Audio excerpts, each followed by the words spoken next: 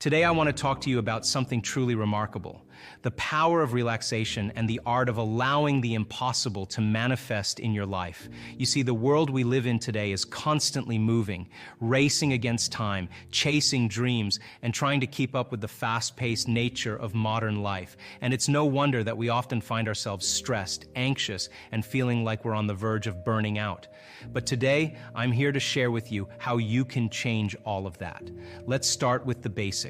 Relaxation. Now, relaxation is not just about taking a break or going on vacation. It's a state of being, a state of mind, where your body and mind are at ease. In this state, you're not fighting against the current of life, you're going with the flow, and in this state, miracles can happen. You see, when we're constantly stressed and anxious, our bodies are flooded with stress hormones like cortisol and adrenaline. This fight or flight response is great when we need to escape a physical threat. But in our modern lives, it's often triggered by everyday stressors. It keeps us stuck in a state of high alert, and that's where the problem begins.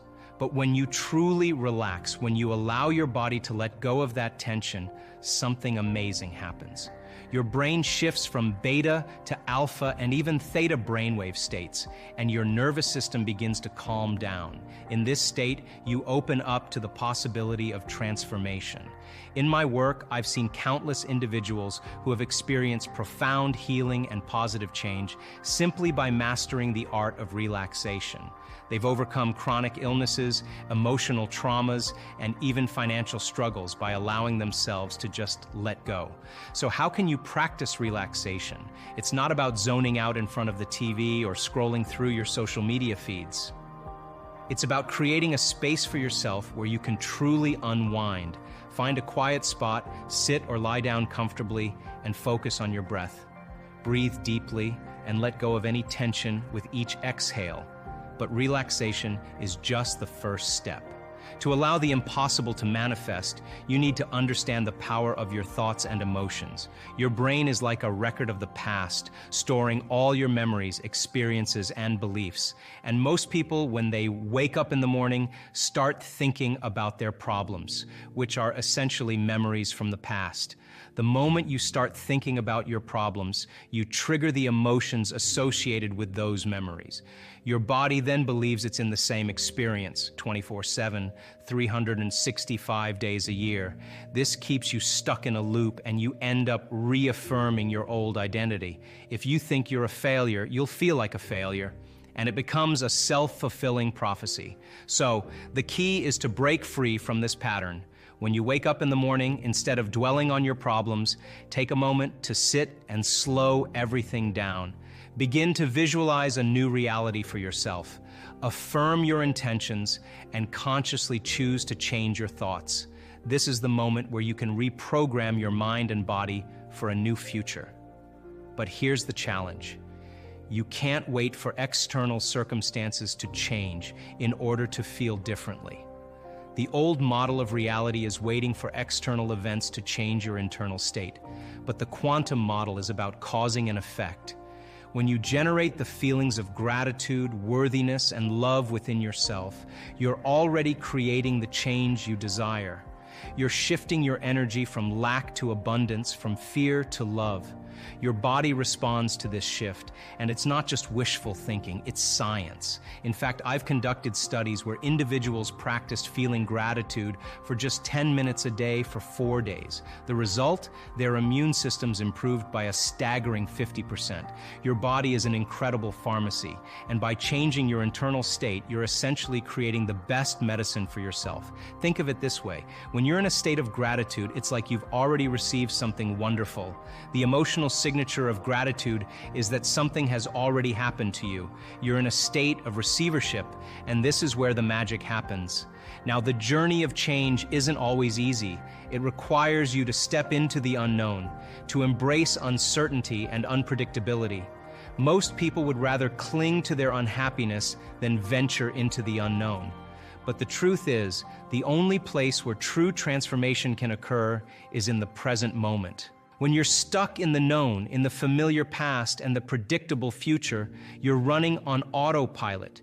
You check your messages, you go through the same routine behaviors, and you're essentially repeating the past into your future. It's like setting yesterday on tomorrow, and you lose your free will to a program. But when you step into the river of change, when you embrace the uncertainty and begin to make new choices, you're rewiring your brain and body. You're letting go of the old self, and it's a beautiful process of growth and transformation. Here's the catch. You have to teach your body what that new future feels like before it's made manifest. You can't wait for external circumstances to change your internal state. When you mentally rehearse who you want to become, you're installing the neurological hardware in your brain to look like you've already achieved it. Your brain becomes a map to the future, not just a record of the past. It's like becoming an actor in your own life story. The more you rehearse, the more the hardware becomes a software program. And before you know it, you start acting and thinking like the person you want to become. You become a creator of your reality, not just a reactor to it.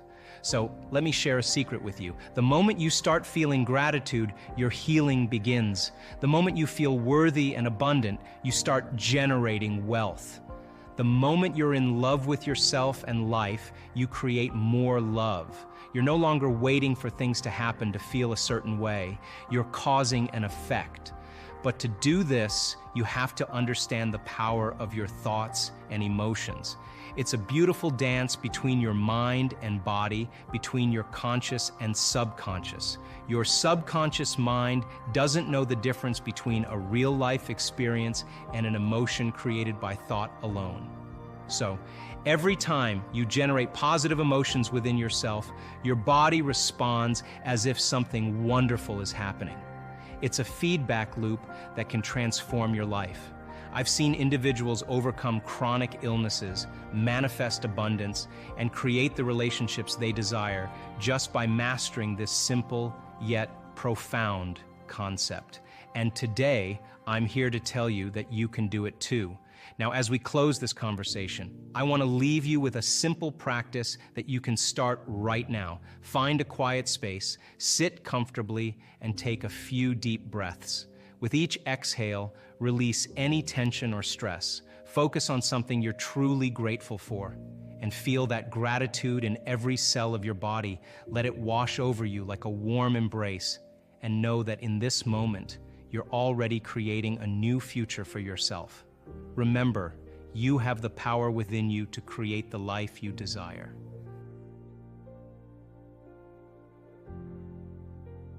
So take that first step and watch as the universe aligns to support you on your journey. The knowledge creates awareness. Awareness creates consciousness. Consciousness and energy are connected. So there's a change in energy globally going on with the world. Now that knowledge and that change of energy has effects on paradigms that are no longer a vibrational match with that new level of consciousness. This is the time we've been waiting for. This is where it's happening in the Milky Way. This is happening here because there's a true coming of a new consciousness. It's not one person that's coming. It's a collective consciousness that's emerging.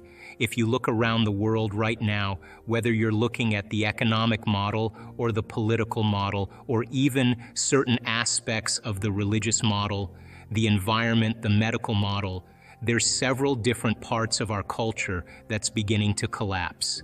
If you study human nature historically, we always wait for crisis or trauma or disease or diagnosis, both as an individual and as a culture, before we decide to change. If you look at this and you study it in history, it's a sign that something new has to be born. Because the old model of reality begins to change, something else has to replace it. So we have two ways that we actually face crisis. We can either face crisis in a state of emergency, which in the beginning of a crisis is healthy, or we can face crisis in a state of creativity and innovation. If you're addressing a financial crisis or a crisis in a culture and everybody is selfish and everybody's living by those emotions, then they're pushing their way to get to the head of the line. They're competing, they're forcing outcomes, they're using very primitive systems to try to take care of themselves. We know from the physiology of the brain that most of the blood supply goes to the hindbrain and away from the forebrain. Those chemicals create a gap between the way things appear in our life and the way things really are. In other words, we're viewing reality in an altered state. So we don't see possibility. We feel separate from each other. We are competing and striving to get to the head of the line by using our cunning, manipulative, egocentric ways to get there. And we're very controllable. Fear is very controllable. Competition is very controllable. Anger and war divides individuals. Now that is not a way to address a crisis, because the service to self or taking care of the self is the exact thing that enhances the crisis.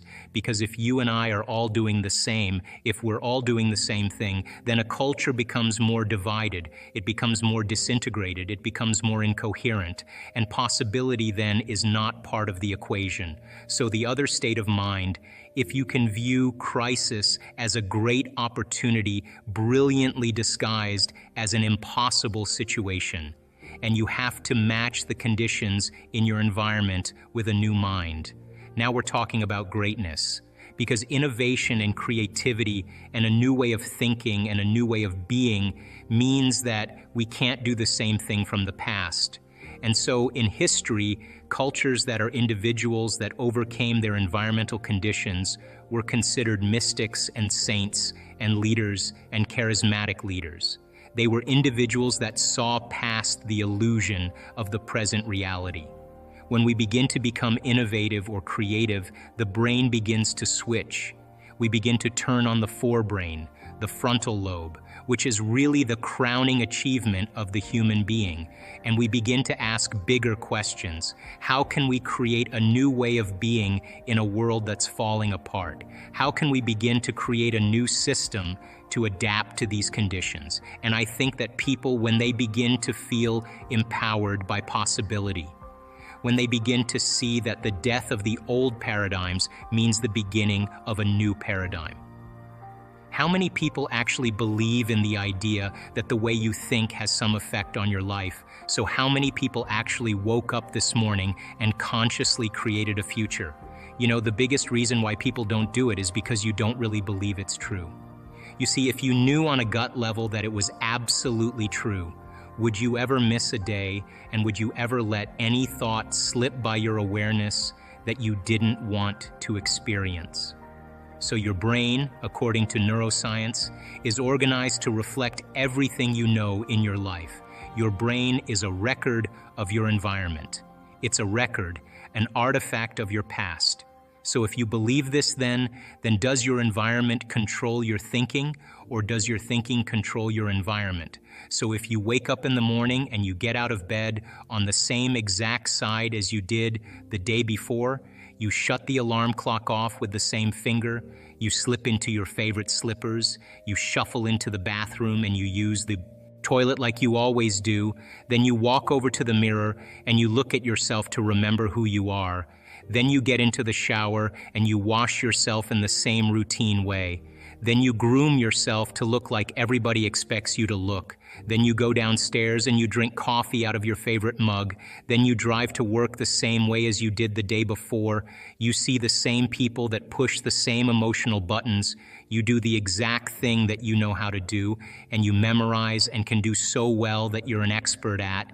Then you hurry up and rush home so you can hurry up and check your emails, so you can hurry up and go to bed, so you can hurry up and do it all over again. Now here's my question. Did your brain change at all that day? We could say that you were thinking the same thoughts, performing the same actions that create the same experiences, that produce the same emotions, but secretly expecting something to change in your life. So then, as the environment turns on different circuits in your brain, you begin to think equal to your environment. As you see the same people and go to the same places and do the same things at the same time, it's the external environment that's turning on different circuits in your brain, causing you to think equal to everything that you know. And as long as you think equal to everything that's familiar and known to you, what do you keep creating more of? Same life. The same laws still applying to you. You're just thinking equal to everything that you know, and you keep creating more of the same. To change, to truly change, is to think greater than your environment.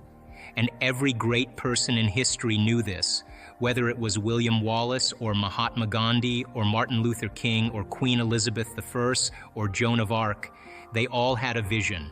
They all had an idea, couldn't see it, couldn't smell it, couldn't taste it, couldn't feel it. It was alive in their mind. It was so alive in their mind that they began to live as if that reality was actually happening now. So can you believe in a future that you can't see or experience with your senses yet, but you've thought about enough times in your mind that your brain is literally changed to look like the event has already happened? Neuroscience says it's absolutely possible. Now your personality creates your personal reality. That's it, it's that simple. And your personality is made up of how you think, how you act, and how you feel. So the present personality who's sitting here today, you, has created the present personal reality called your life. Now we're talking about innovation. Now once the idea comes, the next step is that you have to take action. Now that means that you have to be willing to step into the unknown. It means that you have to step outside the familiar self. When we begin to get creative, something unusual happens. We stop living by those survival emotions.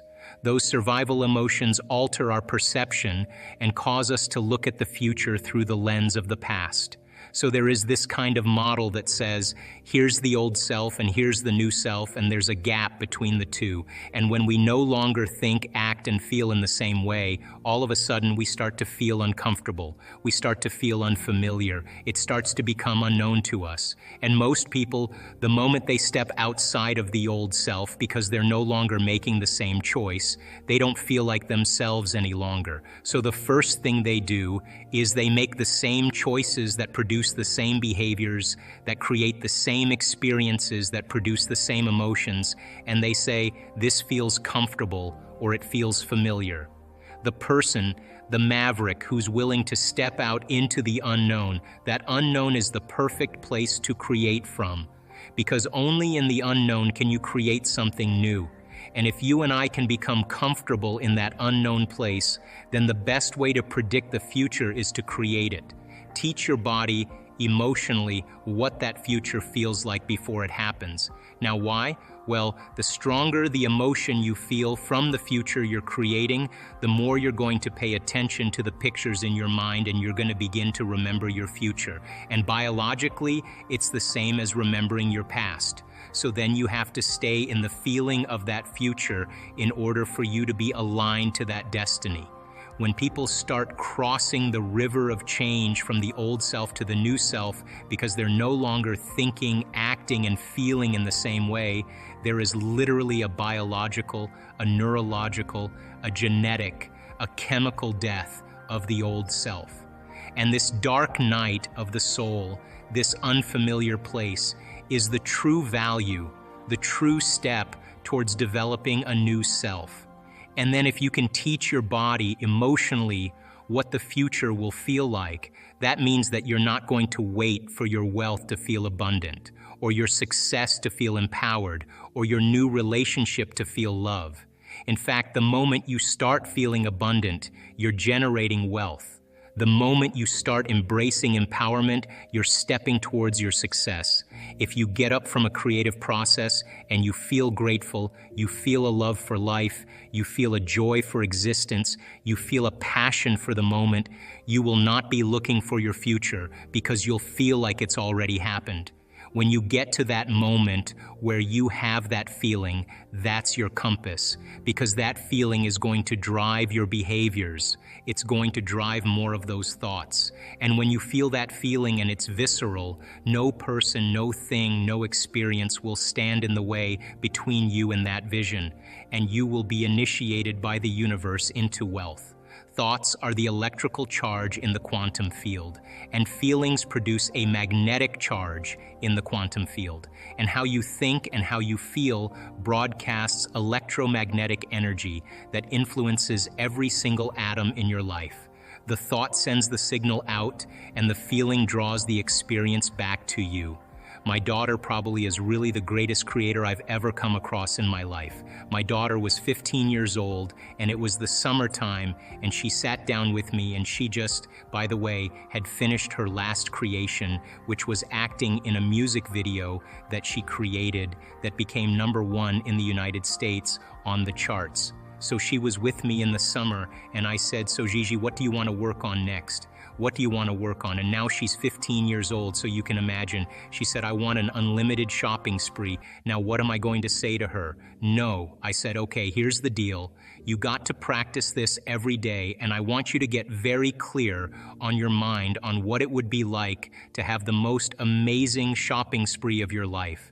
But you can't get up as the same person who sat down in your meditation. You have to get up like you just had the most amazing shopping spree and you shopped your brains out.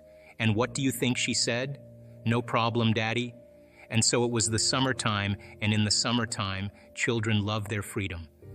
But she worked with me, and I wake up at 4:30 in the morning and I do my meditation, and then I'm waiting for her, and I hear the alarm clock.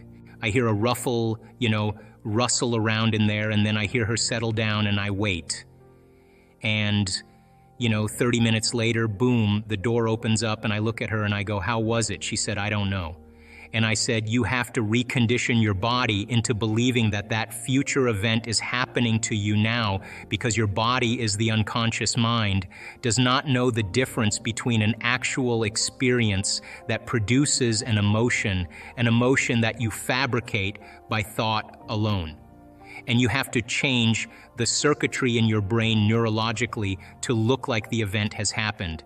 Then you have to emotionally condition your body into believing that future event is already done. And when your thoughts and feelings are aligned, when your mind and body are working together, you're headed for a new destiny. Now, there were some mornings she didn't want to do it, but I kind of knocked on her door and I said, hey, come on, I did mine.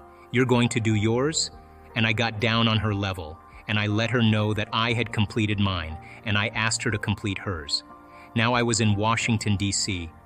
I'll never forget this. I was driving in the cab getting ready to do this lecture, and the phone rings, and it's my daughter on the phone. Now I can't tell if she's laughing or she's crying, but she's altered in some way. And I say, what? Oh, that unlimited shopping spree. It happened today. I said, really? Tell me everything. Don't leave anything out. She said, okay. And she was visiting a friend of hers in Santa Monica, California. I live in the Pacific Northwest in Seattle. And she said, okay, Dad, I went to my favorite store, and my buddy and I were, rifling through the racks. You know how kids do that.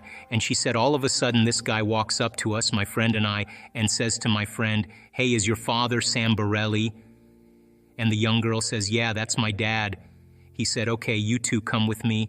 And he says, listen, your dad did me a major favor 6 months ago, and I've been trying to figure out a way to pay him back.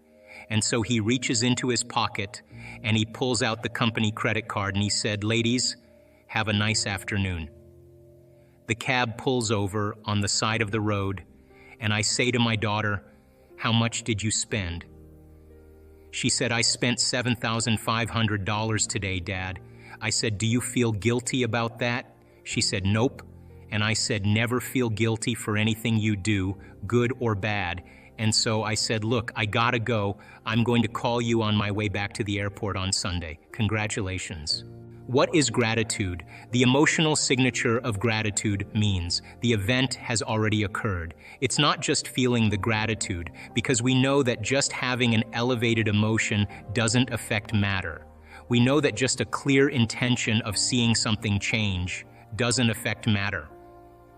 They've done experiments on this. You have to combine then the clear intention with the elevated emotion. The emotion is the energy, the frequency, the carrier of the thought. The thought is the intent. It is the direction. It is the specific field frequency. So it's like tuning a radio dial. So if it's all about vibration, it's all about energy. When there's a vibrational match between your energy and that in that potential that exists in the quantum field, when there's a vibrational match, it's going to find you. And if you can hold on to that emotional state of gratitude, your body is living in that future, in the present moment. And that's when we begin to see the miracles happen. Getting people to go from the old self to the new self is literally crossing that river. And if you know that there's another side to the river and you have the passion, the intensity and the will to keep going and get beyond your emotions, get beyond your habits of thought, get behind your unconscious states of mind and body, and you keep moving across that river, sooner or later, you are going to break free from the chains of the past. And when you do, you're going to liberate a whole lot of energy. And that energy you're going to use to design a new destiny. The quantum model of reality tells us that all possibilities exist in the present moment. So you have to get to the present moment in order to create. When that person reaches that elegant present moment, the moment they do that, they become nobody, they become no one, they become no thing, nowhere in no time. That's the moment they become pure consciousness. That's the moment they are literally walking through the door into the quantum field. Now, you can't walk through the door into the quantum field as a somebody. You got to walk through the door as a nobody. That means in order for you to heal your body, you got to get beyond your body. You got to forget about your body in order for you to change some aspect of your personality. You got to get beyond your personality. You have to become no one in order for you to create something new in your environment. You got to get beyond your association to your environment. In order for you to create something out of nowhere, you have to get to nowhere. And if you want to literally create some new future time, you have to get beyond time.